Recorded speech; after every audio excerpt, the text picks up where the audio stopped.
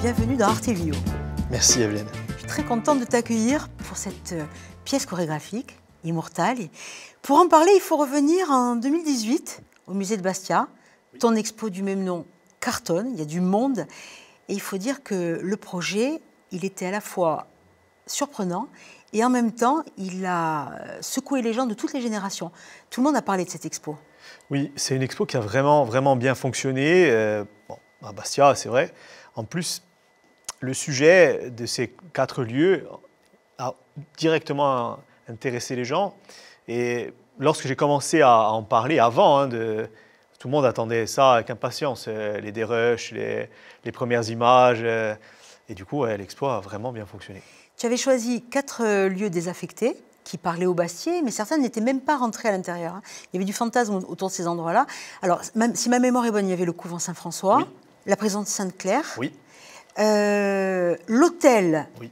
Île de Beauté, et le 4e, je ne sais pas. C'est le Bon Pasteur, la congrégation du Bon Pasteur. C'est vers Campanar. C'est oui, rue Saint-Angelo, à la fin de rue Saint-Angelo, début Campanar. C'est ce qui s'appelle maintenant la Scalinade, à côté de la Scalinade. C'était un ancien... dans cette congrégation donc, tenue par des sœurs, les sœurs du Bon Pasteur, et où ils accueillaient des enfants un peu déshérités ou des orphelins ou des gens qui avaient des problèmes, quoi. Donc, et c'est un lieu un peu moins connu que les autres, quand même. Ce sont des lieux chargés d'histoire. Quel était l'objectif pour toi de ces lieux?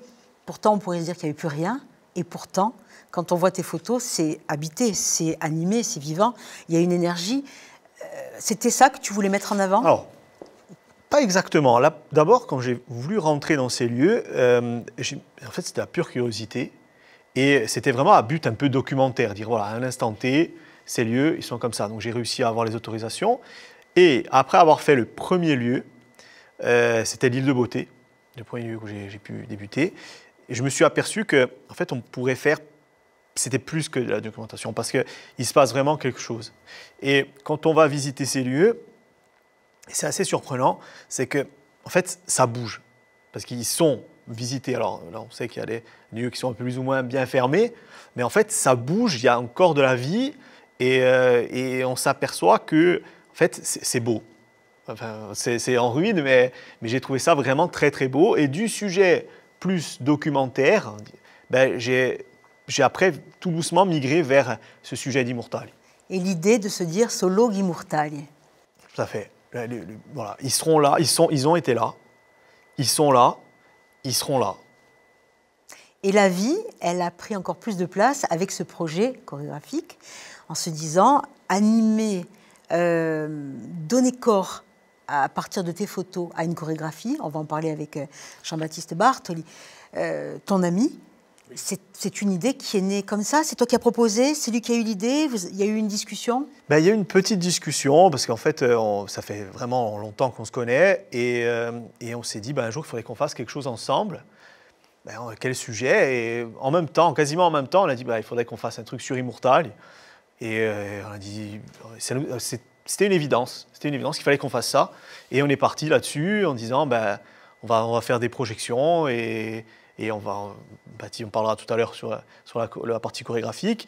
Et on a commencé à construire tout doucement ce projet. Alors, ton travail, ça n'est pas un décor. Il faut bien préciser que tes photos, elles ont été le support du travail de chorégraphie. Et puis, en plus, elles sont animées pendant ces moments de danse. Elles prennent encore plus de présence avec des effets de lumière, des effets d'animation, des rotations qui se passent dans ce fond-là. Et vraiment, j'ai envie de dire que c'est le 5e danseur de... On a essayé vraiment de créer quelque chose qui pouvait interagir avec eux sans prendre aussi trop de place, parce que c'est facile d'envoyer des projections et qu'on ne voit plus que ça, et après on ne les voit plus. Et il a fallu trouver la bonne jauge. Ça, c'est vraiment compliqué, parce qu'il faut faire beaucoup d'échanges. En plus, le problème, ils en parleront sûrement, c'est que eux, ils ne voient pas ce qui se passe derrière eux. Ils sont obligés d'imaginer, ou je vais leur expliquer, parce que quand ils commencent à faire une choré, je leur explique, bon là, il y a la photo, à un moment donné, elle va tourner, donc il faut... Enfin, des fois, je ne m'exprime pas super bien en plus, donc ils se disent, mais qu'est-ce Bon, elle va tourner, bon, il va faire des tours sur lui-même, je ne comprends pas. Il y a la musique qui va aider dans ce mouvement. La musique va aider dans ce mouvement, donc on va coller par rapport au temps, etc. Donc il y a beaucoup d'allers-retours, beaucoup d'allers-retours, et pour qu'on puisse vraiment être bien synchro, que c'est le produit fini, comme ça, qui colle parfaitement. Et après, évidemment, il y a aussi les lumières, l'éclairage qui rentrent en compte. Oui, il y a un travail très rythmé sur la lumière qui est absolument magnifique. La scénographie, aujourd'hui, c'est un pan de ta vie, de ton travail, même si tu es modeste. Et cette scénographie, est-ce que c'est une continuité quand on est photographe, parce qu'il y a le cas de la profondeur, le mouvement, etc. Ou est-ce qu'il n'y a pas forcément les passerelles qu'on pourrait penser entre les deux? Pour moi, il y a des moments, des éléments, on va dire, qui sont parallèles, parce qu'effectivement, on va devoir travailler sur le cadre et imaginer comment ça va être vu ou filmé. Et après, il y a toute une partie totalement différente, parce que ce n'est pas vraiment la même culture. Et par exemple, j'ai un exemple pour Immortal, où quand on a commencé à travailler sur Immortal, il me manque encore beaucoup d'éléments culturels et par rapport à tout le spectacle vivant. Et du coup, ils travaillent, eux, ils ont dansé dans des conditions techniques que là, on ne voit pas, mais qui sont vraiment, vraiment complexes. Par exemple, pour parler technique, on travaille sur une bande d'1h02, ils sont au clic tout le long. Donc c'est très long, alors, parce qu'en fait, quand on a commencé à faire Immortal, je ne savais pas le faire. Vraiment, je ne savais pas. J'ai dit, je sais faire que comme ça, donc on va le faire que comme ça. C'est hyper millimétré, c'est la vraie chorégraphie à la seconde près, à l'instant. Ce travail de scénographie, je voudrais préciser parce que je disais justement que c'était un pan aujourd'hui de ta vie, il y a un travail de collaboration aussi avec deux autres personnes importantes. Je pense à Laurent Simon-Paul, je pense à Tonton, dans l'expérience aussi de Sentinelle, où là on n'est pas parti de ton travail, mais tu as créé toi-même toute une scénographie voilà, avec les éléments de ce spectacle. Et puis aussi Miguel Domine qui t'emmène dans son aventure aussi. À Parade. Oui. Parade. À Parade, oui, là, avec Laurent et Tonton, quand ils sont venus me voir pour Sentinelle, en fait, je connaissais le projet, je savais qu'il y avait quelque chose, mais je ne savais pas comment ça allait se faire. Et puis Laurent est venu me voir en me disant, voilà, moi j'aimerais que tu fasses les projections, que tu travailles sur la scéno de tout ça. Et c'est vraiment un gros morceau, parce que déjà pour Laurent, c'est un gros morceau. Donc quand Laurent il vient me voir, il me dit « Ah, moi je voulais que tu fasses ça », déjà ça met une pression, parce que c'est un projet qui tient vraiment à cœur, qui lui tient vraiment à cœur. Le sujet est complexe, très très complexe. Barrière, on est toujours sur le fil tout le temps. Il faut pouvoir raconter l'histoire comme on doit la raconter, et du coup il a fallu travailler. Alors là c'est un petit peu différent.